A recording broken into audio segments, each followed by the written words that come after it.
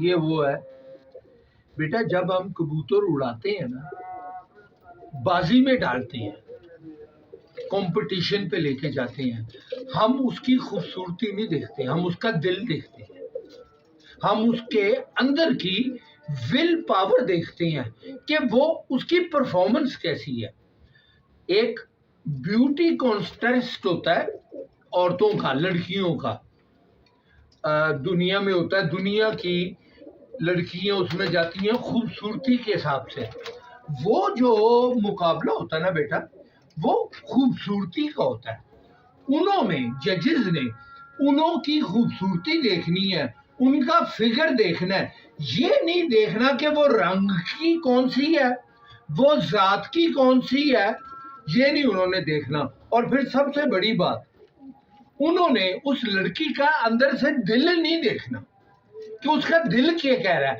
हमने जब कबूतर को बाजी में डालना है ना बेटा, हमने कबूतर का दिल देखना है कि उसका दिल बड़ा है कि छोटा है। अगर उस देखने में वो बहुत खूबसूरत है पर उसका दिल छोटा है तो वो बाजी में कैसे पड़ेगा। अब एक कबूतर, अब आजकल बाजियां जो लग रही हैं बेटा, एक तो पर फी पर लगता है, एक एवरेज लगती है, एक एंड पे जाके बहादुर भी लगता है। तो बेटा आप जरा सी भी एक कबूतरी में या कबूतर में थोड़ी सी भी फ्लॉ होगा, कमी होगी, आप उसको बाजी में कभी भी नहीं डालेंगे। आप उस कबूतर को डालेंगे जो देखने में बहुत खूबसूरत है। अब मैं किसी आदमी की बुराई नहीं करता, मैं, आपको पता है, किसी आदमी की मैं अच्छाई नहीं करता। एक खानदान है पाकिस्तान में जिसके कबूतर मेरे हिसाब से दुनिया के सबसे खूबसूरत कबूतर हैं। अब एक आदमी ने उस कबूतरबाज के कबूतरों की बुराई की कि वो कबूतर उड़े कहां पर है, बाजियां लग गई। वो आदमी जिसने बुराई की हुई थी वो उड़ा नहीं सका अपने कबूतर, उसके तालू पे पड़ गई। पहली बाजी उसने उड़ाई, रिजल्ट 0/0 आया। बाद में उसको सरेंडर करके उसको हाथी देनी पड़ी बाजियां। इसमें अगर वो मेंटेन करता तो फिर पता चलता कि खूबसूरत उड़ रहे हैं कि अच्छे उड़ रहे हैं। और इसमें बेटा मैं अब बूढ़ा आदमी हो गया हूं, मैं पर्सनल फिर नहीं होना चाहता। उस घर की, जिस घर की सारी दुनिया तारीफें करते हैं, अब वो घर भी अलग दो हो गए हैं।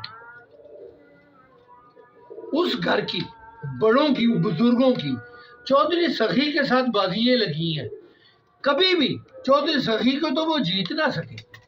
बेटा अब आपने जब मुकाबला करना है, आपने मुकाबला हुस्न का नहीं करना, मुकाबला कारकर्दगी का करना है।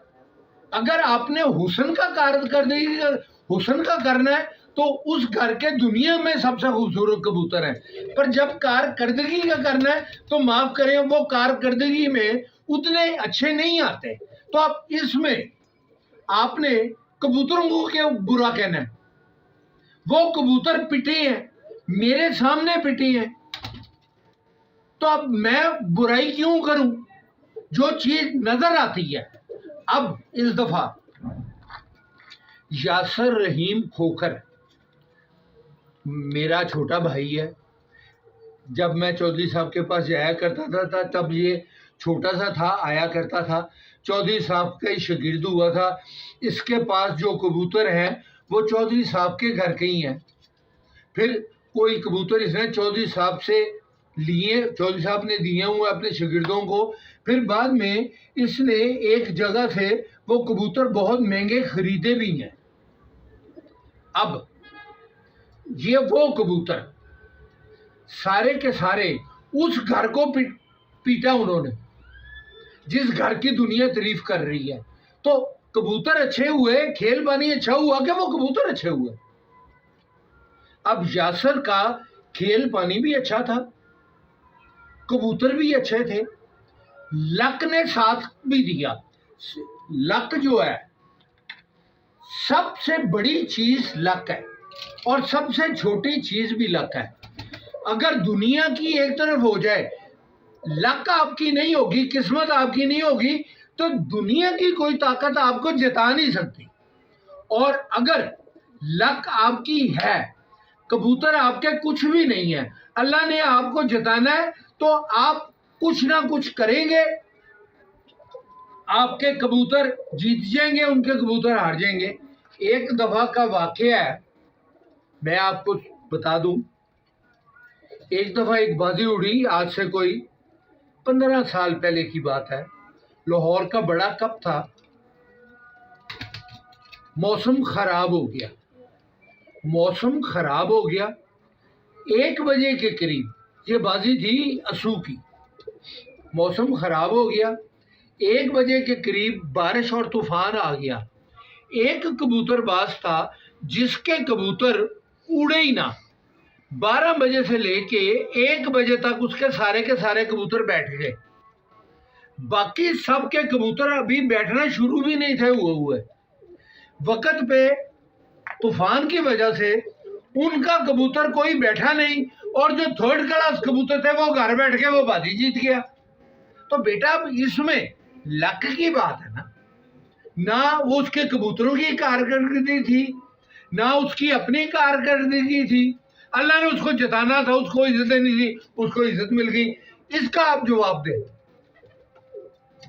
और बेटा एक और चीज है, ये जो इस दफा मौसम खराब हुआ है और लोगों के घर में आके कबूतर मरे हैं।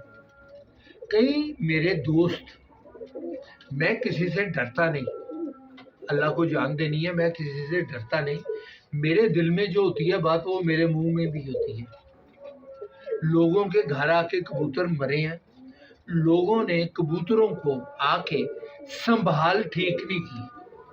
किसी ने उनको एयर कंडीशन के सामने रख दिया, एक आदमी ने तो उसको फ्रिज के अंदर रख दिया कि एकदम वो ठंडा हो जाए। तो बेटा उन्होंने क्या उड़ना था? किसी ने उनको बर्फ का पानी दिया, किसी ने उनको ठंडा पानी दिया। बेटा अब मैं आपको जो चीज बताने लगा हूं, मेरे भाइयों को, दोस्तों को अगर वो बुरा लगे तो बेटा मुझको माफ करना। जब आपका गर्मी में कबूतर उड़ के आता है और एग्जॉस्ट हो गया होता है, बहुत ज्यादा बुरी हालत में बैठता है, टांगे उसकी जमीन में लग रही होती हैं, बेटा आप उसको एकदम ठंडी जगह पे ना लेके जाया करें। आप उसको चलाया करें, उसको चलता रहा करें, आहिस्ता आहिस्ता आहिस्ता आहिस्ता उसको ठंडा किया करें। और उस वक्त उस कबूतर को बचाने के लिए सबसे अच्छी जो चीज है ना, ये आपको कोई भी नहीं बताएगा, उस वक्त कबूतर को बचाने के लिए सबसे अच्छी जो चीज है ना, वो दूध, और दूध के अंदर 4 कतरे शहद की हैं।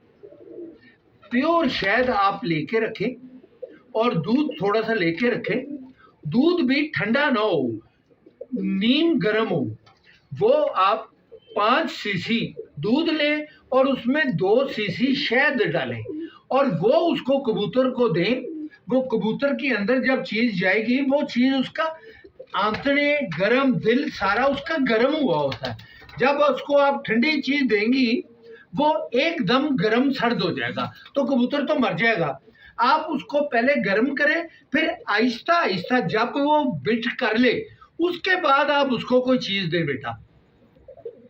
अब आप एक चीज मैं आपको बताऊं, जो क्रिकेटर्स हैं, जो एथलीट्स हैं, आप ओलंपिक्स देखते हैं, हर्डल में भागते हैं, जेवलिन थ्रो, जिस गेम में भी एथलीट जाता है, जब वो कंपटीशन में जाता है तो पहनी तो उसने निकर होती है।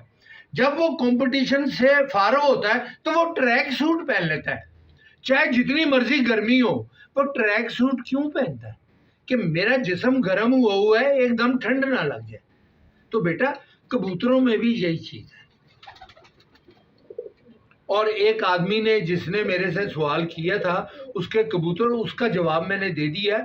जब कबूतर ये कोसा दूध और शहद आपने अच्छे भले मौसम में नहीं देनी, आपने तब देनी है जब बहुत ज़्यादा गर्मी हो, हवा में नमी बिल्कुल ना हो, मॉइस्चर ना हो, कबूतर आए और सबसे पहले आके थोड़ा सा गीला कपड़ा लेके उसका नाक साफ करें, क्यू टिप से उसके नाक के अंदर मिट्टी फंस गई होती है वो साफ करें कि वो सांस ले सके, और अगर हो सके तो थोड़ा सा गीला वो दूध और वो करके उसके गले के अंदर भी थोड़ी सी जो मैल है वो बाहर ले आए कि उसका सांस वो ले सके।